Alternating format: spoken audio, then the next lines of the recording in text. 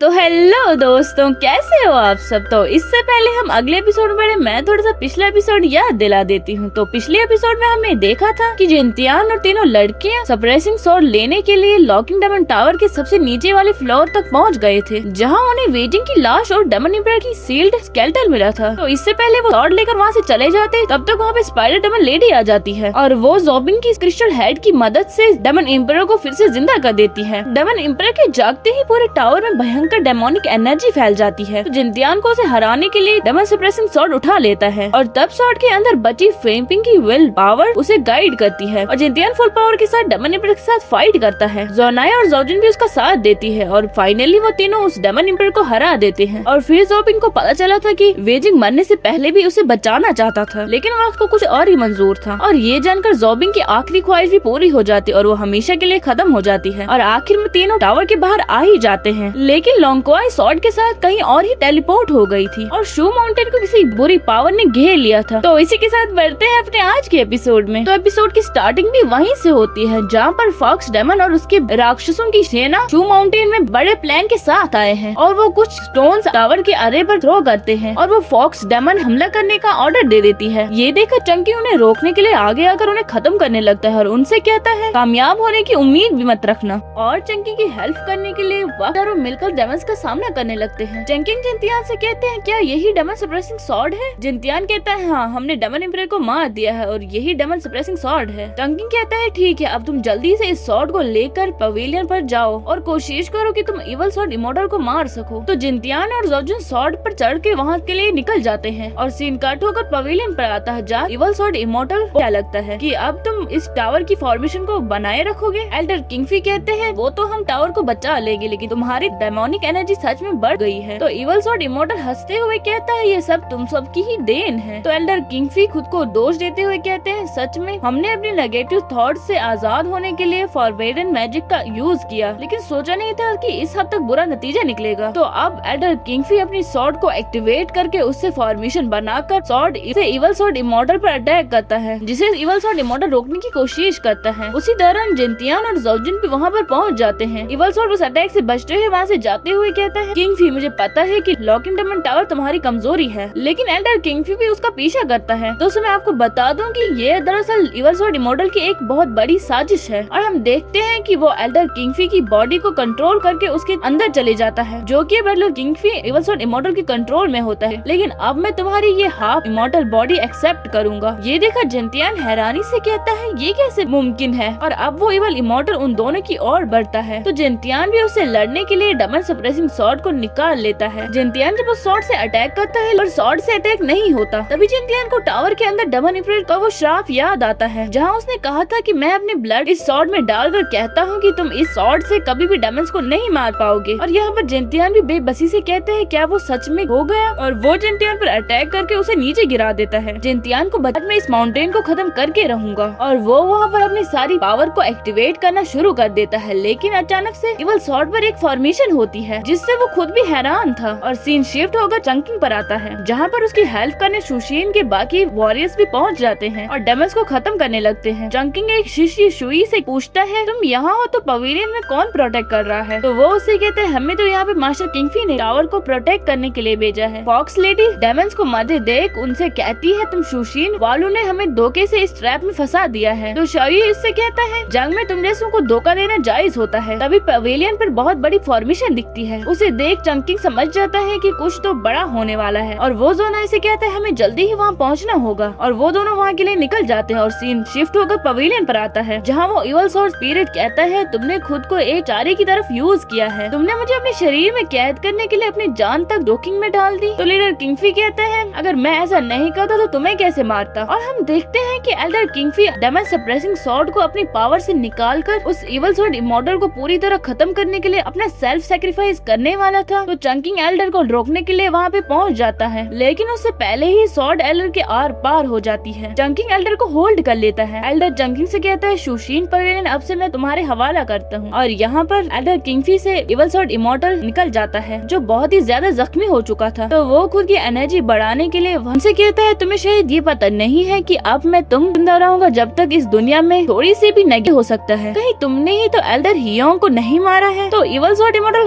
हंसते हुए कहता है, हाँ उसने मुझे लेजोन सिटी में ढूंढ लिया था। और यहाँ सीन शिफ्ट होकर पाश पर आता है, जल पर मल्टीपल शॉट से अटैक करता है जिसको वो हैंडल नहीं कर पा रहा था। तो वो धोखे से फास्टली एल्डर हियोंग के पीछे से आकर उस पे अटैक करके उसे एक ही दम में खत्म कर देता है। और यहाँ पे सीन प्रेजेंट पर आता है। ये सुनकर एल्डर किंगफी को बहुत अफसोस होता है। इवल स्वॉर्ड इमोर्टल वहाँ पर अपनी एनर्जी क्रिएट करते हुए कहता है, आज तुम में से कोई नहीं बचेगा, और वो उन पर अटैक करता है। तो एल्डर उसे रोकने की कोशिश करता है और हम वहाँ देखते हैं कि इवल इमोर्टल अपना रास्ता बदलने लगता है। तो जिनतियान समझ जाता है कि वो डैमेज सप्रेसिंग स्वॉर्ड को हासिल करने वाला है। तो जिनतियान उस स्वॉर्ड को लेने के लिए उस पर कूद जाता है, लेकिन उससे पहले ही इवल स्वॉर्ड इमोर्टल जिनतियान को नीचे पटक देता है और उस स्वॉर्ड को पकड़कर जिनतियान पर अटैक थ्रो करता है। तो जिनतियान को बचाने के लिए जोजिन जिनतियान के सामने आ जाती है और वो स्वॉर्ड जोजिन की बॉडी के आर पार हो जाती है। ये देखकर सारे एक सेकंड के लिए शॉक में चले जाते हैं। वक्त का फायदा उठाकर इवल स्वॉर्ड इमोर्टल भी वहाँ से भाग निकलता है। जिनतियान जोजिन को होल्ड कर लेता है। जिनतियान उससे कहते हैं, तुमने मेरे आगे आकर मुझे बचाने के लिए ये क्यों किया? और हम देखते हैं कि यहाँ पर हमारी जोजिन बहुत ज्यादा जख्मी हो चुकी है और वो जिनतियान से कहती है, देखो आखिर में मैंने ही तुम्हें बचाया है ना। जिनतियान रोते हुए कहता है, ये मेरी ही गलती है जोजिन हो, दादाजी के मरने के बाद मैंने सिर्फ तुम्हें अपना माना है। तो जाहिर सी बात है मैं तुम्हें प्रोटेक्ट करने के लिए किसी भी हद को रेड लॉन्गक्वाई पर आता है। जहाँ आपको याद होगा कि वो जब टावर में थी तो टावर से बाहर आते वक्त लॉन्गक्वाई किसी और ही जगह में टेलीपोर्ट हो गई थी।